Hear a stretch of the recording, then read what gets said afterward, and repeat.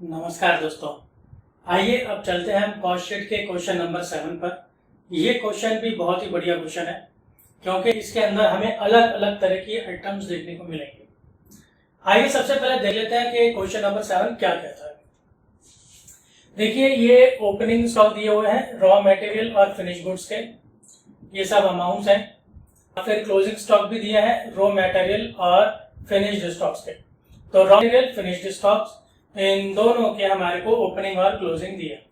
फिर raw material purchase है जितने का खरीदा, वेजेस है डायरेक्ट लेबर जो होता है हमारा, फिर चार्जेबल एक्सपेंस है, रेंट रेट्स एंड टैक्सेस है, पावर है बिजली, factory lighting and heating, factory insurance, experimental expenses, sale of wastage of material, ये एक नई आइटम है जिसके बारे में आपको पता चलेगा, ऑफिस मैनेजमेंट सैलरीज, ऑफिस वालों की सैलरी है, ऑफिस प्रिंटिंग एंड स्टेशनरी, फिर है salesman salaries, commission of travelling agents और लास्ट में है सेल्स।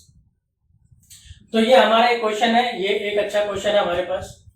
तो दोस्तों अगर आप चाहें तो एक इसका तरीका ये भी है कि सबसे पहले तो आप अपने क्वेश्चन पेपर पे पेंसिल से आप लिख लीजिए कि कौन कौन सी आइटम किसके अंदर जाएगी। फिर क्वेश्चन करते समय ना आपका समय इतना ज्यादा नहीं लगता है क्योंकि जो पिक्चर है वो क्लियर हो जाती है। तो इसमें अगर मैं देखूं तो raw material, wages, chargeable expenses, ये है मेरे प्राइम कॉस्ट की आइटम्स। फिर है रेंट, पावर, फैक्ट्री एक्सपेरिमेंटल, फिर ये है मेरे फैक्ट्री कॉस्ट वाली आइटम, ये फैक्ट्री की आइटम्स है।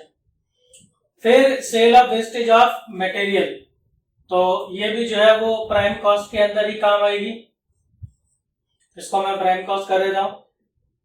फिर ये ऑफिस वाले हैं, ऑफिस की सैलरीज है, साफ लिखा है ऑफिस एक्सपेंसेस, तो ये ऑफिस के खर्चे हैं। फिर सेल्समैन है और ट्रैवलिंग वाले का कमीशन है, तो जो ये वाले एक्सपेंसेस हैं ये सेल्स वाले हैं। अब देखिए कितनी क्लियर पिक्चर हुई है। अब हमें इसके अंदर बिल्कुल भी टेंशन नहीं होने वाली है कि हम इसके अंदर कौन सी आइटम कहां पर ले। तो आइए अब देख लेते हैं हम इससे कॉस्ट शीट कैसे बनेगी। कॉस्ट शीट का मैं वही फॉर्मेट यूज करूंगा जो हमेशा यूज करता हूं।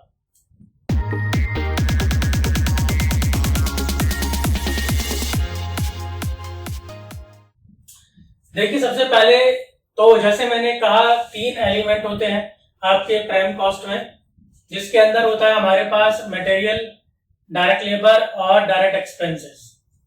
तो ये जो है ये आपके डायरेक्ट एक्सपेंसेस है। तो जो मटेरियल है दोस्तों वो हमें यहाँ पर कैलकुलेट करना पड़ेगा, ये हमको डायरेक्टली दिया नहीं है। तो यहाँ पर हम क्या करेंगे, जो हमने क्वेश्चन नंबर 6 में किया था वही हम यहाँ पर करने वाले हैं।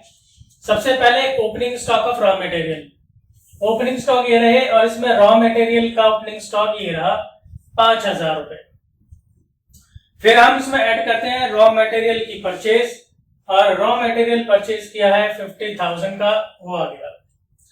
फिर माइनस करते हैं हम closing stock of raw material, और क्लोजिंग स्टॉक ये रहे और इसमें रॉ मटेरियल का क्लोजिंग ये रहा 4,000 माइनस। फिर देखिए ये नई आइटम है sale of raw material wastage, raw material का जो वेस्टेज था वो बेच दिया, तो ये रहा sale of wastage of material. तो ये 200 रुपए हम और माइनस कर देते हैं। ये इसकी ट्रीटमेंट टाइप याद कर लीजिए क्योंकि ये सारे में क्या होता है, कॉस्ट होती है। तो अगर हमने मटेरियल को बेच दिया तो हमें तो पैसे मिल गए, तो उससे हमारी कॉस्ट कम हो जाती है, तो कॉस्ट कम हो गई इसलिए ये माइनस हो गया। फिर हमारे पास है डायरेक्ट लेबर यानी कि वेजेस, और वो वेजेस हमें यहाँ डायरेक्टली दिए हैं 20,000 रुपीज, तो वो वहां पर 20,000 रुपए आ गए। फिर चार्जेबल एक्सपेंसेस जो कि यहाँ पर डायरेक्ट एक्सपेंस का काम करेगा, तो चार्जेबल एक्सपेंस है हमारे पास ये 2,000 ही आ गए। अब इन सबको अगर हम जोड़ देते हैं तो हमें उससे मिलती है प्राइम कॉस्ट, तो ये हमारी है प्राइम कॉस्ट। अब प्राइम कॉस्ट ये तो हो गया सारा का सारा डायरेक्ट एक्सपेंस, तो इसको हम बोलते हैं प्राइम कॉस्ट। अब इसके आगे चलते हैं इनडायरेक्ट पर। तो सबसे पहले फैक्ट्री के इनडायरेक्ट लेंगे, तो फैक्ट्री के इनडायरेक्ट कौन कौन से लेंगे, ये रहे rent, rate taxes, power, factory lighting, factory insurance, experimental expenses. तो ये पांचों आइटम मैंने यहाँ पर ले ली है और इस सब का जोड़ लिख दिया है 10,900। और फिर जब प्राइम कॉस्ट में हम फैक्ट्री कॉस्ट वाला टोटल ऐड कर देते हैं तो उससे हमें मिलती है फैक्ट्री कॉस्ट, या जिसे हम बोलते हैं वर्क कॉस्ट। तो ये फैक्ट्री कॉस्ट तक का हमारा हो गया है और ये जो फैक्ट्री वाली आइटम्स हैं ये सारी भी हमारी हो गई है। अब इसके बाद देखिए क्या रह गया, सिर्फ ऑफिस रह गया है और सेलिंग डिपार्टमेंट रह गया है। तो अब हम देख लेते हैं कि इसके आगे क्वेश्चन किस तरीके से होगा। तो आइए शुरू करते हैं फिर से हम। फैक्ट्री कॉस्ट हमारे पास थी 83,700। अब हम इसमें ऐड करेंगे ऑफिस वाले एक्सपेंसेस। ऑफिस के हमारे पास दो ही एक्सपेंस हैं, ऑफिस मैनेजमेंट सैलरीज और ऑफिस प्रिंटिंग स्टेशनरी। वो दोनों मैंने ये लिख दी है। इसका टोटल हो गया 4200 और इसमें ये जोड़ने के बाद मुझे मिल जाती है टोटल कॉस्ट ऑफ 7,900। तो हमारी ये दोनों आइटम्स भी हो गए।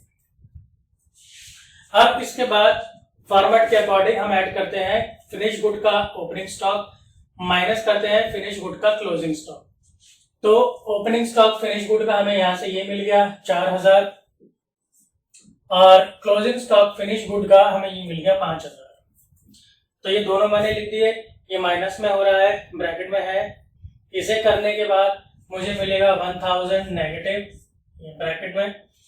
तो 87,900 से 1,000 माइनस हो गया, मुझे मिल गया 86,900 and it will be called as cost of goods sold. तो ये हमारी होगी कॉस्ट ऑफ गुड्स सोल्ड। इसके बाद हम ऐड करते हैं सेलिंग डिस्ट्रीब्यूशन के एक्सपेंसेस। वो हमारे पास फिर से दो दिए हैं, ये रहे सेल्समैन सैलरी और कमीशन ट्रैवलिंग एजेंट का। तो ये 2,000 और 1,000 भी ये हमारे आ गए, टोटल 3,000 हो गया। इसके अंदर मैंने 3,000 जोड़ दिया तो ये बन गया हमारा 89,900। ये है cost of sales. Cost of sales के बाद हमें लिखना होगा कि सेल कितनी है और जो सेल दी है वो हमें दी है 1 लाख। तो ये 1 लाख की हमारी ये सेल आ गई 1 लाख। अब इस 1 लाख में से cost of sale minus 1 lakh में से कॉस्ट ऑफ सेल माइनस करेंगे, फिर उससे हमारा ये प्रॉफिट आएगा। तो प्रॉफिट आया हमारा 10,100। तो ये था एक बहुत ही अच्छा शीट का। तो और आगे के बढ़िया बढ़िया सवाल और क्वेश्चंस के लिए देखते रहिए ऐसी वीडियोस। अब मिलता हूं मैं आपसे अगली वीडियो में। धन्यवाद।